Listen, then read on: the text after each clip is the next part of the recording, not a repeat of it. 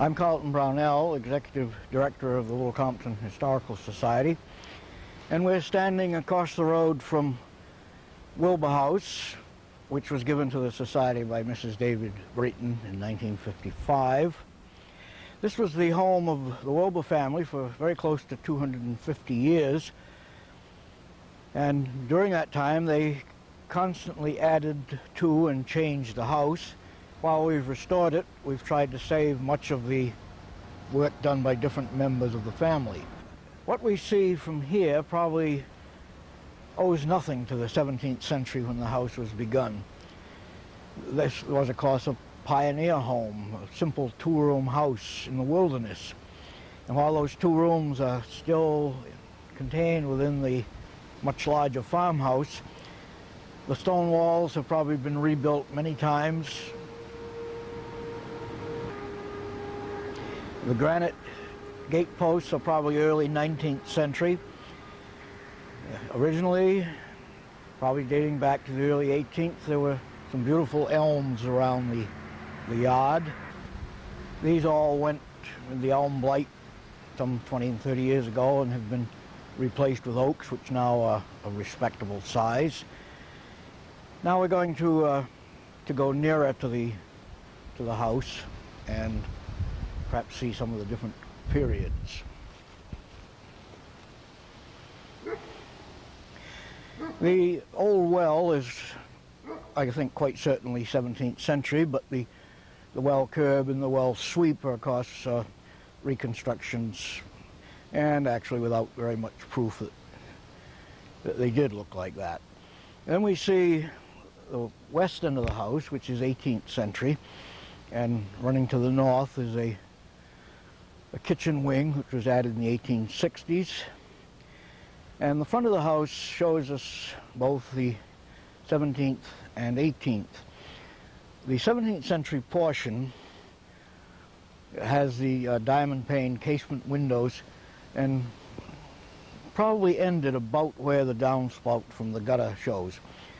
The door that we see, however, was in the 18th century, and the original door was to the right of it and opened directly into the great room rather than into a small stair hall as was done in the 1730s.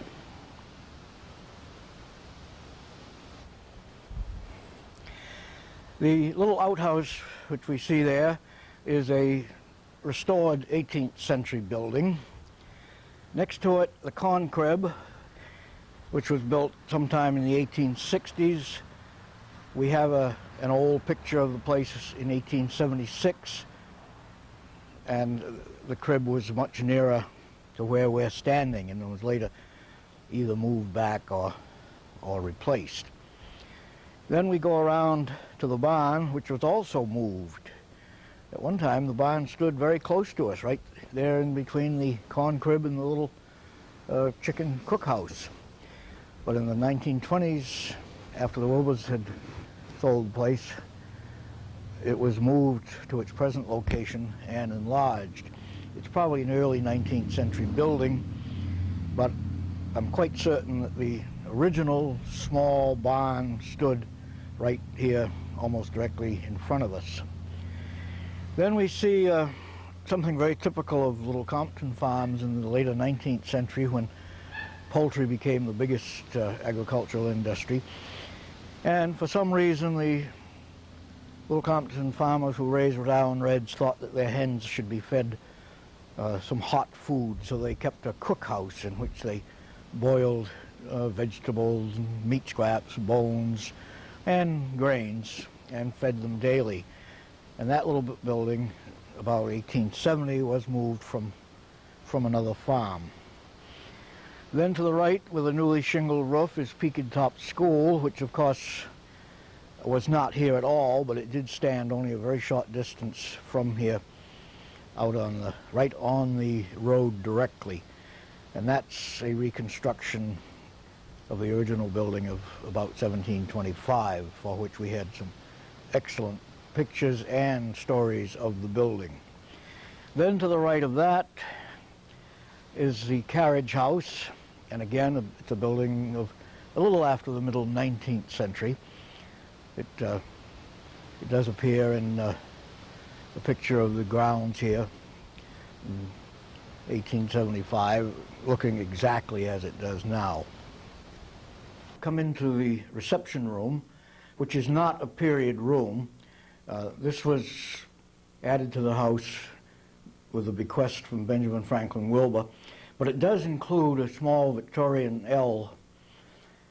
At one time, two brothers in the late 19th century divided the house between them, and each built a new kitchen. The one in the north we will see in its original form.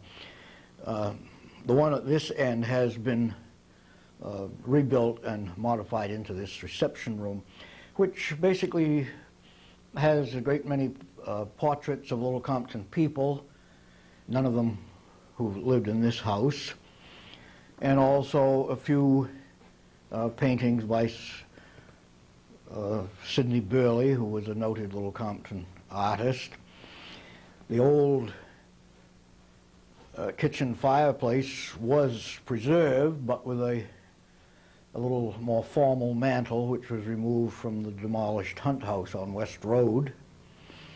And over it is a map that was made by Sidney Burley based on much older maps. We have now moved in to the earliest of the two rooms in the house. And actually, when the Wilbors built this in the 1680s, this room had to be everything: living room, dining room, kitchen, bedroom, general purpose room. And the only other room was one of equal size above it. And there was a small summer kitchen type of thing on the site of the present reception room, which may have been the original house lived in while they were building the rest of it, because what evidence was left seemed to point out that it was rather a flimsy building. Now, this room does have its original floor, the original beams, some original walls, quite a bit of the fireplace, all of the hearth. The windows are reconstructions based upon evidence found in the walls. Most of the furniture in the room is of Little Compton origin, belonging to very many different families. And it's furnished to reflect the period of Samuel Wilbor and his wife Mary Potter Wilbor, who were married in the 1680s, raised 11 children, meaning that 13 people lived in this room and the one above it.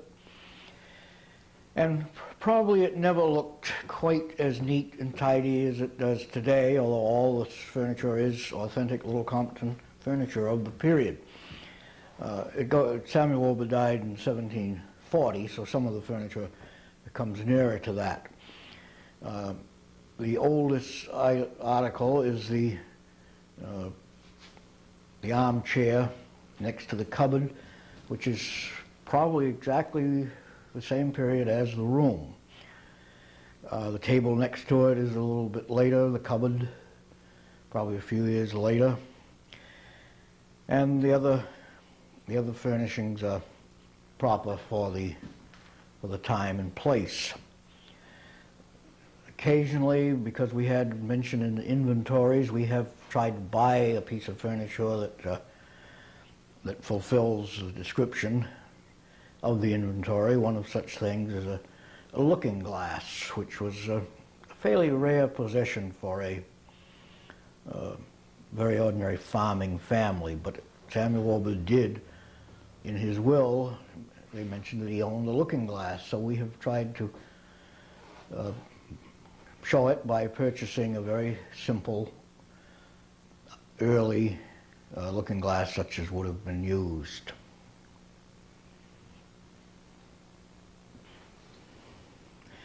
I mentioned that the 17th century entrance to this room was in the corner of the room, and there is good evidence in the post there of where the hinges were, and even up overhead of where the other vertical beam came down.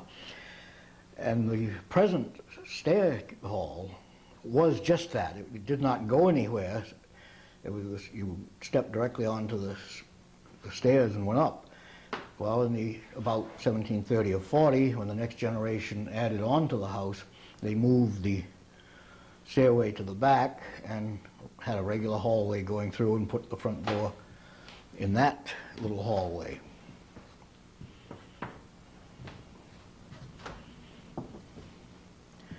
So what we see here is early 18th century rather than 17th, including the feather edge boarding, the stairs, the beams overhead, the flooring.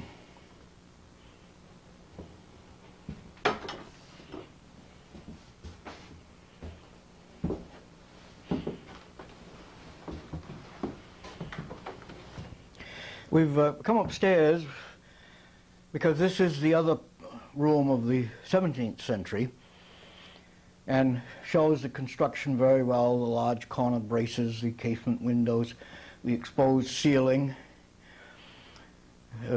wide boards on the floor. And there's some reason to believe that this room was almost like a dormitory for the girls in the family. Of the 11 children, 7 were girls and 4 boys. And we believe there were a large number of beds in this room. Some might have been nothing but pallets on the floor. Thought that the boys in the family probably slept in the garret above this. The bed to the right with the blue check hangings is a press bed or tip-up bed and could be pushed up in the daytime and the draperies brought around it. Probably more often done when such a bed stood in the lower room, which was used for all purposes. There is such a bed there, actually. And the other is a trundle bed, a crib, no doubt with the 11 children. The youngest baby would always be downstairs in the main room with the parents, and the next children would be up here under the care of the older girls. Occasionally there was a hired girl or a hired man in these families. The hired girl would live with the daughters of the family. The hired man would sleep upstairs with the boys of the family. To cross over into the 18th century west addition, going through the little hallway which was expanded sometime in the 1730s or 40s. And although this upper bedroom had almost exactly the same construction as the older part of the house, now it's all been masked with a casing over the posts, over the summer beam. The other beams are covered with a lath and plasters, all the walls plastered. Much larger windows, paint used on the woodwork, and the original colors were discovered underneath many, many later coats. And here too we have furniture all from Little Compton, but now running from about 1720 to perhaps 1780. This part of the house was added by the next generation of Wilbors.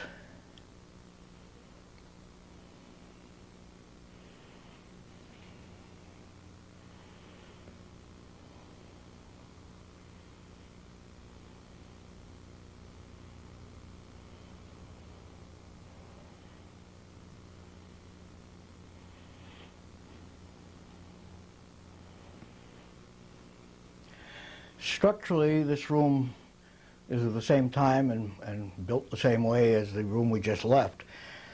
But in the later family's life here, these posts and beams were cased slightly differently than the other one.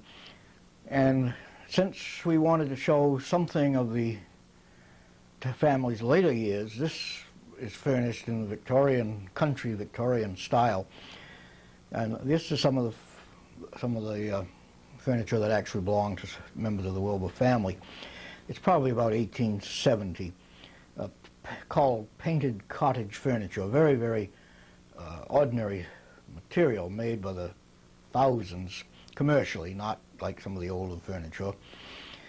But it has all the typical Victorian improvements, a washstand, even a tin bathtub, quite a bit of ornamental work, things like a carpet bag and a Rogers group of statuary, kerosene lamps, of course, by this time, carpeting on the floor.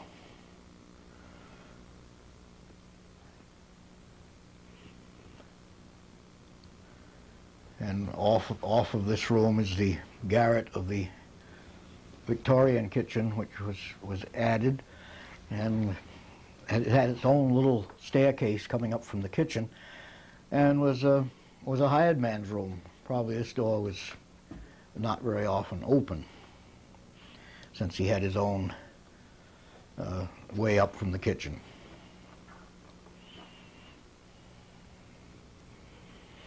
We've come downstairs again now in order to go into the 18th century western half of the house.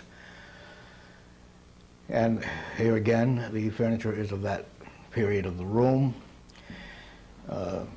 Two items here came from members of the Wilbor family, the desk and the tall clock. Of particular interest here are the chairs, mostly side chairs, but there is one armchair, and there are two exactly like it upstairs. And these are the only furniture we know that was actually made in Little Compton. No doubt a great deal of simple, plain carpenter-built furniture was made here, but these were a little more sophisticated, you might say. They're country furniture made by Turners, and these chairs all were given or purchased from different Little Compton families. They're much like any other split banister backside chair, but with distinctive finials and a distinctive silhouette to the turnings in the back. The seats vary from rush to a braided rush to splints, and originally some were painted red, some green, and some black. Some of these now have Victorian period gold paint or decorations on them. Others have been refinished.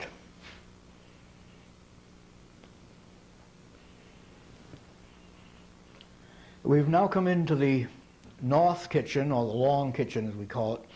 As the house was added on to, it seemed to be the thing to give up the kitchen and build a new one. Well, the great room that we went into first, of course, which was kitchen, living room, dining room, bedroom, and everything else, was probably the first given up when this kitchen was built, some 50 years after the house was first erected.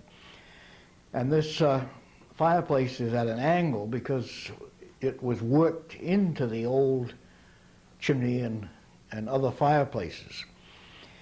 This one has a bake oven, an early type, set to the back instead of the side. There's no sign of an oven existing in the great room itself. Even this kitchen was given up and converted into three rather dark, gloomy little bedrooms in the 19th century, when the two brothers that I mentioned before divided the house and each one built a new kitchen. This fireplace was completely boarded up. We weren't even certain there was one there, although the likelihood was there was, but we had to break into the plaster that was over it and discovered this fireplace essentially as it is now. The hearth, the back wall, the oven on the right side. The left side has had some reconstruction.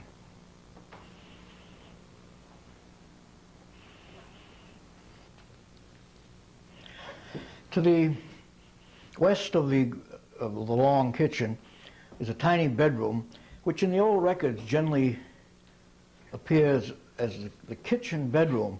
It's popular today to refer to them as boarding rooms, although I have never seen that term actually in old documents or records. However, it was that in the sense that it was a room near the central kitchen where the fireplace and the heat were, and it would be used for an invalid, sick person, an elderly person, or a new mother. That's why the name boarding room came about. The new mother could keep her fingers on the control of the household, since she was right off the kitchen where almost all the activity took place. These are very bare, austere little rooms, white plaster walls, natural woodwork in the beams and the floor, barely room for a bed, a chair, and a chest which had to serve as a bureau or a washstand.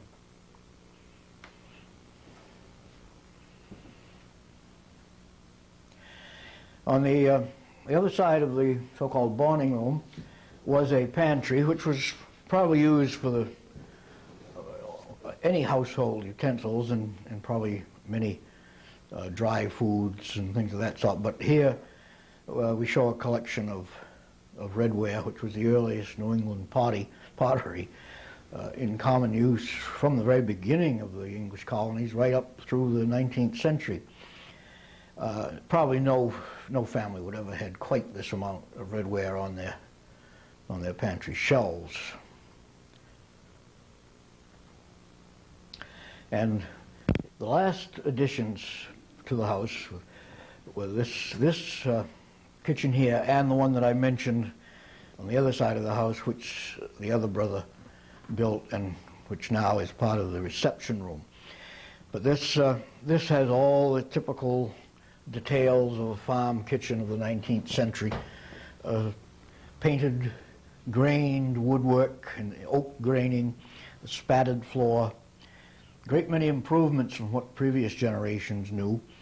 An iron sink with a hand pump, kerosene lighting, a cook stove, although backed up to a fireplace, which was never removed, just closed up and the stove moved up to it. This family even had an early refrigerator, simply like a cupboard with zinc lining.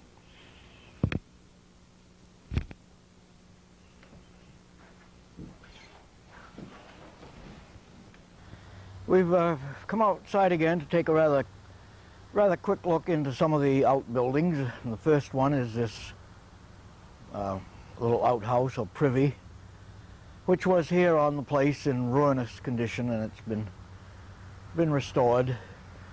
A very simple little building, whitewashed vertical boards, a very small window, and this is a three-holer.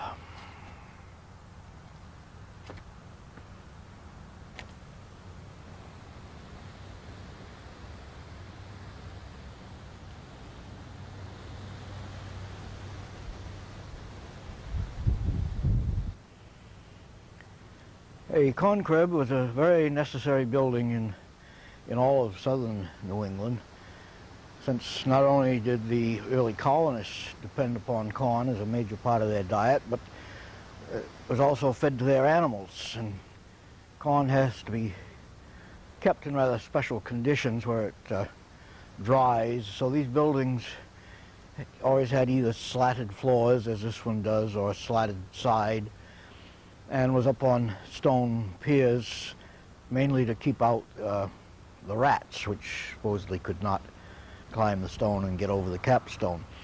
Inside it was generally divided into bins on either side, as well as upstairs and across a small staircase. They seem to be very much alike all over New England, except for the far northern states.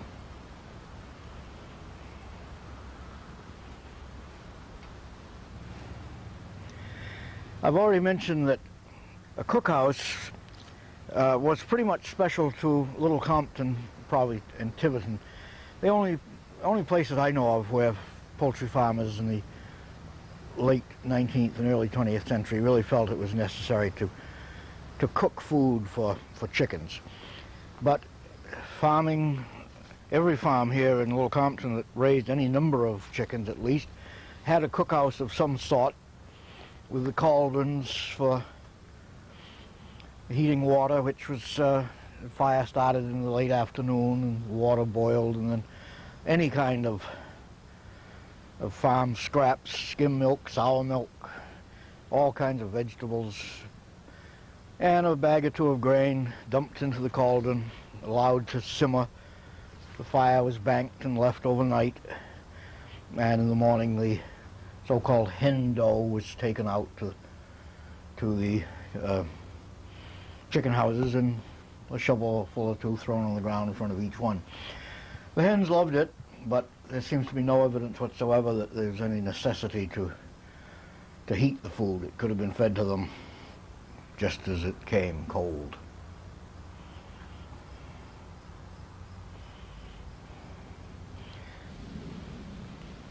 This peculiar little structure is based on a catboat of about 1850, which was used as a farmer's ferry from the foot of Taylor's Lane over to Middletown in the summer. Carried farm produce, and there was a train station over there. People sometimes took the ferry from Taylor's Lane to Middletown and then got the train to Providence in the 1860s and 70s and 80s. Then the hull of the catboat was abandoned. It was just left on the beach at Taylor's Lane. And around 1900, Sidney Burley dragged it up to his house on West Road and built this superstructure on the top and thatched it, and gave it the name Peggotty, which is based, of course, on one of Dickens' stories of a woman who lived in a boat. And he had it in his garden as a studio for a great many years. And then later it was given to the Historical Society. We moved it up here, did some repair work on it, and rethatched it.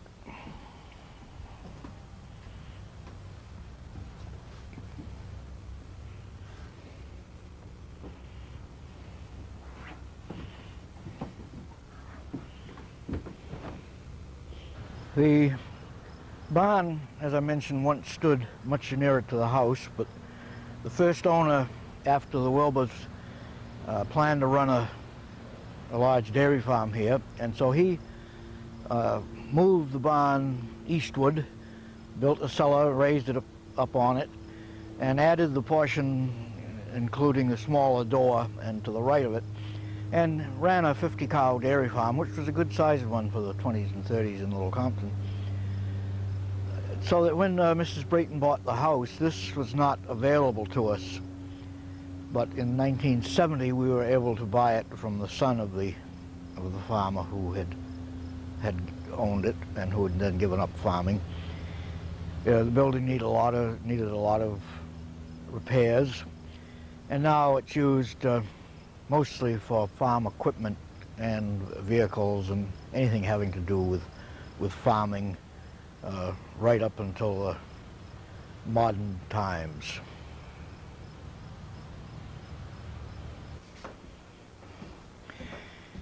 At this end we see a papier-mâché cow made for us some years ago by students in an art class at Tiverton High, and she's standing in what's left of the old stanchions. At one time there was about 6 sets of these stretching across the barn. The whole barn was used for dairy cows. And because we wanted to use it for storing other things, we removed all but this one section, but we did leave the cow platform, the door that opens down into the cellar back of the cows, the stanchions themselves, and the manger. Otherwise here we have a side saddle, a collection of plows, a great deal of harness, and a real assortment of 300 years of farming. This rather grand coach, called a Clarence, may seem a little bit out of character on a simple New England farm, but this did belong to a member of the Wilbor family who had risen in the world and became quite a personality in New York City. This is his city coach, which was brought to Little Compton every spring by train from New York to the Tiverton depot. The horses and the coach in the freight cars, with the coachman and the footman and the family riding in the parlor cars. And then in the fall it was taken back in the same way. And then it was stored in the old barn on Swamp Road that belonged to the Wilbor family for some 50 years until we rescued it, and it's been going under a process of restoration for at least 10 years, and still some to do on it.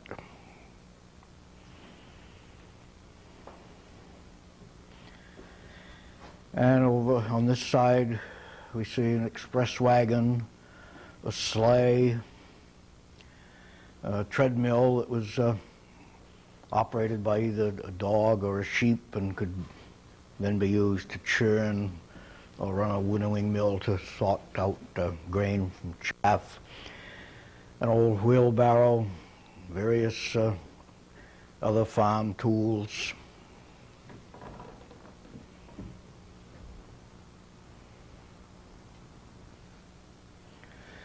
Here we see several sleighs which were used in Little Compton mostly before 1900. And then in the back a buggy, the most typical vehicle of the late 19th and early 20th century in the country, equal to the old Tin Lizzie of a few years later. This whole section, of course, was a hay mow. The whole thing would have been filled with loose hay, and we have sort of used these little alcoves on either side to demonstrate various crafts. On the right there we see tools that were used in woodworking and shingle making, and then a collection of old trunks.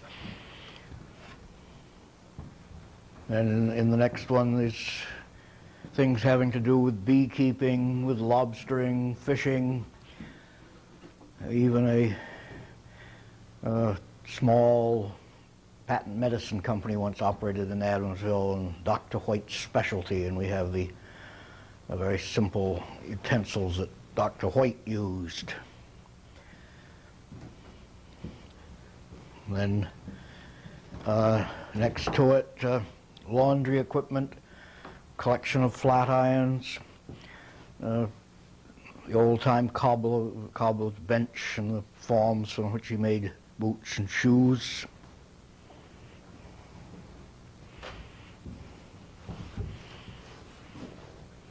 And over here, things having to do with sausage making, and particularly dairying, cheese making.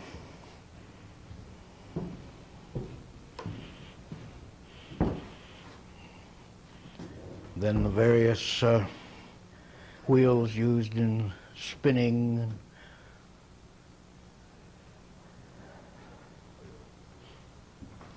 And next to it, some hand looms and one small regular loom with a hit or miss carpet set up on it.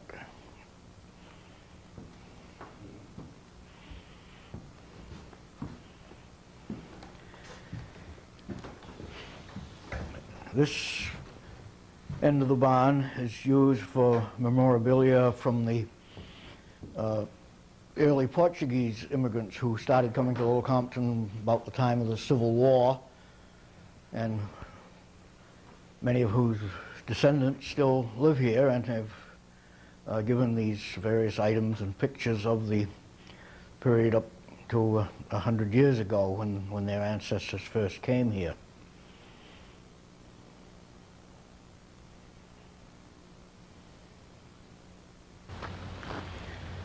The original Peaked Top School was built on the Commons in 1725, and during its whole history as a school, it was an ungraded school. Anyone go there, didn't matter what their age was. There was one teacher who generally wasn't much older than her pupils and not always particularly well educated. If a larger number of students lived somewhere farther from the Commons, the school was moved 3 or 4 times in its life. Several sites on West Road, and then it was allowed to pretty much disintegrate. So this is a very carefully done reconstruction based on old pictures and accounts of people who had attended the school in the some 200 years of its use.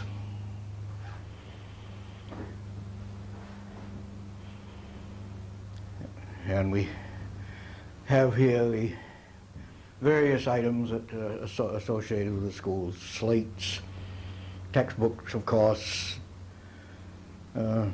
teacher's desk, the bell, ink bottles. It was customary for the younger children to sit directly in front of the teacher's desk. The older ones sat around the edge and often stood to write at the desks.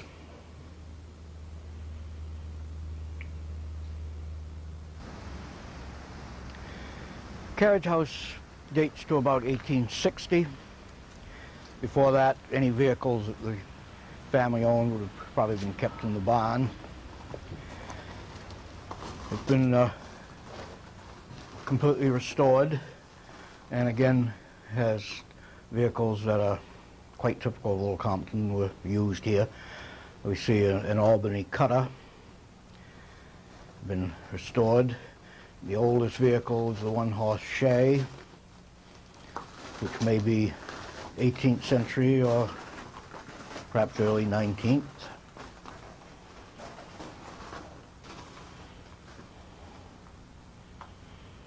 And between them miniature baby buggies, but made in the same form as the larger ones.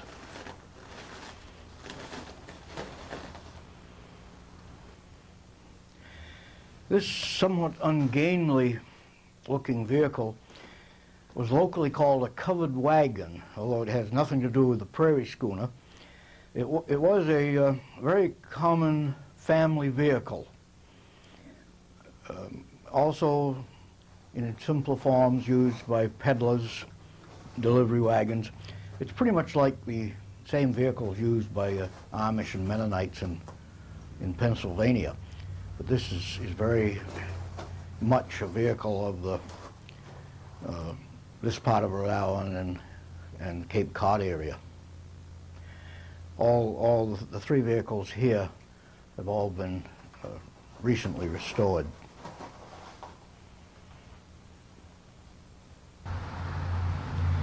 We've had a rather quick survey of all of our buildings inside and out, and they certainly deserve a far more inspection by visitors who are interested in anything having to do with early American life. The Society is open in the summer from June into September and open to the public, and we invite everyone to come and see our property and the contents when the buildings are open.